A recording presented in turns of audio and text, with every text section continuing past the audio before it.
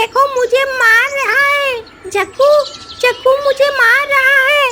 टुनटुनी का बेटा चिल्ला रहा था और जग्गू कौआ कालू कौआ का बेटा मारे जा रहा था। तेरी हिम्मत कैसे हुई मेरे खिलौने से खेलने की? तेरी माँ की औकात नहीं है।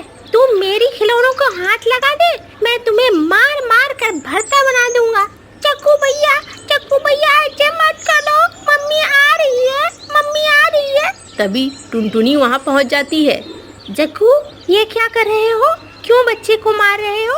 अरे टुनटुनी सुनो, तुम अपने बच्चे को संभाल लो। मेरे खिलौने से खेल रहा है, मेरी रेलगाड़ी से खेल रहा है। जग्गू तुम्हें बड़ों से बात करनी नहीं आती है? मैं क्या तुम्हारी साथ की हूँ जो मुझे नाम से बुला रहे हो? सुनो टुनटुनी, मैं अपनी बाप की कदर तो करता ही नहीं हूँ, तुम्हारी क्या करूँगा? चल निकल यहाँ से। टुनटुनी अपने बच्चे को लेकर निकल जाती है। चल बिल्लू, इन लोगों के साथ रहेगा तो तेरी भी बुद्धि भ्रष्ट हो जाएगी। चल हम लोग घोंसले में चलते हैं। माँ उसकी रेलगाड़ी बहुत अच्छी थी, मैं भी चलाना चाह रहा था। जग्गू मुझे चलाने ही नहीं दे रहा था। अच्छा तू परेशान मत हो, मैं तुम्हारे लिए रेलगाड़ी ले आऊंगी। बस ये बारिश खत्म हो जाए। बारिश खत्म होगा तो मैं अनाज लाऊंगी और उन अनाज को बेचकर तुम्हारे लिए अच्छे खिलौने ले आऊंगी। नहीं माँ, मुझे वो रेलगाड़ी चाहिए, मुझे वो रेलगाड़ी दो माँ। घोंसले में बिल्लू टुनटुनी को बहुत परेशान करने लगा। आखिर रोते रोते बिल्लू सो गया और टुनटुनी को रात भर नींद नहीं आई। इस बारिश में कहाँ जाऊँ, कहाँ से अनाज लाऊं जो बिल्लू की बात मान सकूं? चलती हूँ। परेशान टुनटुनी रात में ही निकल ली। उड़ते उड़ते जंगल के कई छोर पहुँच गई।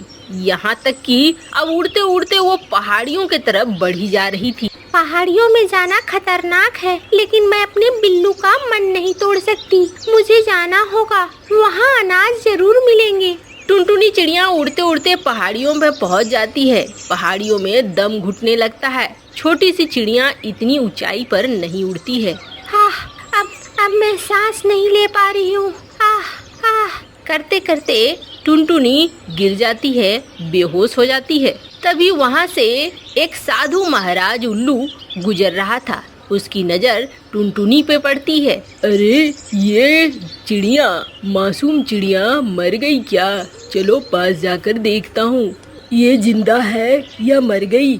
उल्लू महाराज पास आते हैं और पास आकर अपने कमंडल से जल छिड़कते हैं, जिससे टुनटुनी को होश आ जाती है। हाँ, मैं बहुत थक गई हूँ। तुम्हारी थकान अब दूर हो जाएगी, लेकिन चिड़िया तुम इस पहाड़ी पर क्यों आई? तुम तो छोटी उड़ान उड़ने वाली चिड़िया हो, इतनी बड़ी उड़ान क्यों उड़ रही हो?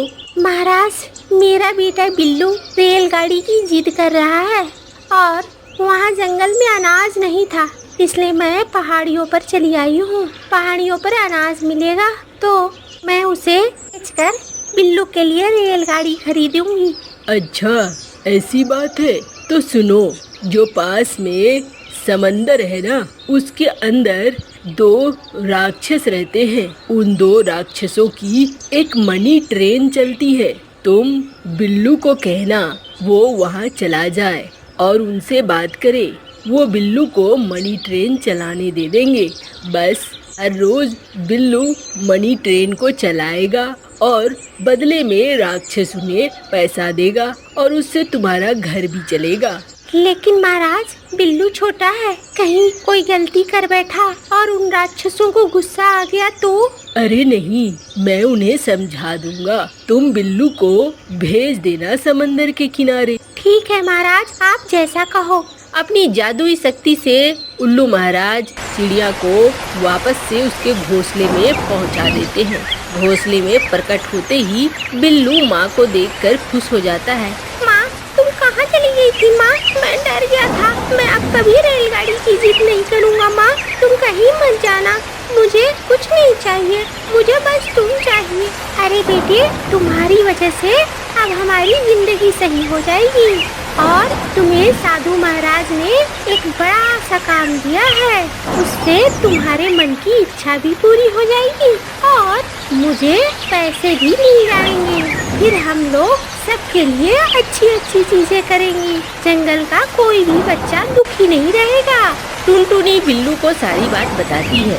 बिल्लू समंदर किनारे पहुंच जाता है अपनी माँ टुनटुनी के साथ और तभी वहाँ 2 राक्षस प्रकट होते हैं। राक्षस उसे समझाते हैं कि कैसे मनी ट्रेन को चलानी है और बिल्लू मनी ट्रेन चलाते हुए खुश हो जाता है। अब रोज का काम हो जाता है बिल्लू का। बिल्लू मनी ट्रेन लेकर एक छोर से दूसरे द्वीप तक जाता और वहाँ से वापस पैसे लेकर आता। बिल्लू से राक्षसों का समूह बहुत खुश था। बिल्लू ला लाकर हीरे मोती अपनी माँ टुनटुनी को देता और टुनटुनी उसे बाजार में बेचकर ढेर सारा अनाज लाती। ये बात धीरे धीरे जंगल में फैल गई और कालू कौवे को पता चली।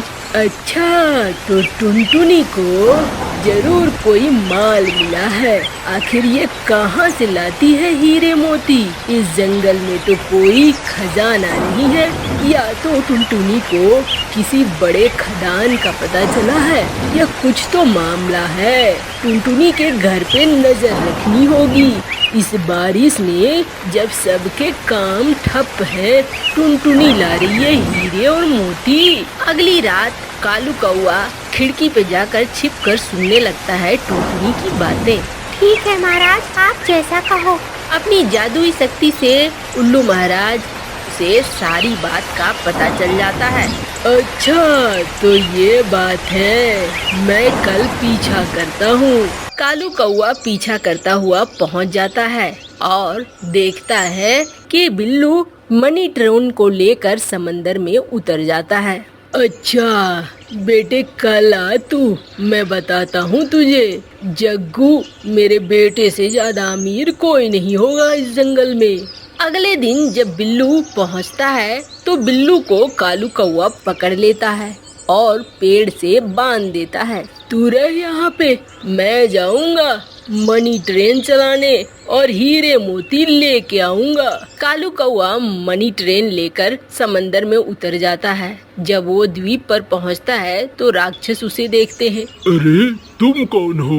बिल्लू क्यों नहीं आया? और तुम नए पंछी, तुम्हें पता कैसे चला? अरे ओ चुप करो तुम लोग, सारे हीरे मोती जवाहरात निकाल दो। इसी ट्रेन में वापस भर के ले जाऊंगा, वरना तुम लोगों की हालत खराब कर दूंगा। कालू कौवा नाम है मेरा, नाम तो सुना ही होगा।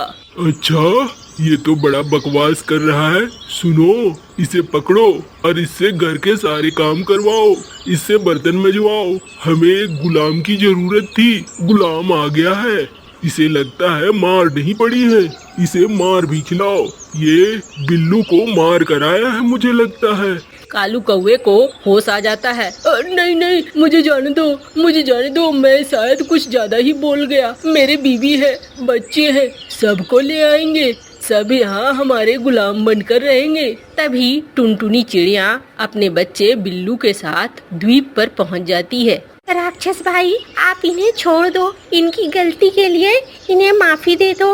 अब ये ऐसा बिल्कुल नहीं करेंगे। टुनटुनी के कहने पर आखिरकार राक्षस कालू कौवा को छोड़ देते हैं। लेकिन अब मनी ट्रेन बंद हो जाती है और अब टुनटुनी के पास इतना पैसा था कि वो बड़े आराम से अपने बेटे के साथ जीवन जीने लगती है।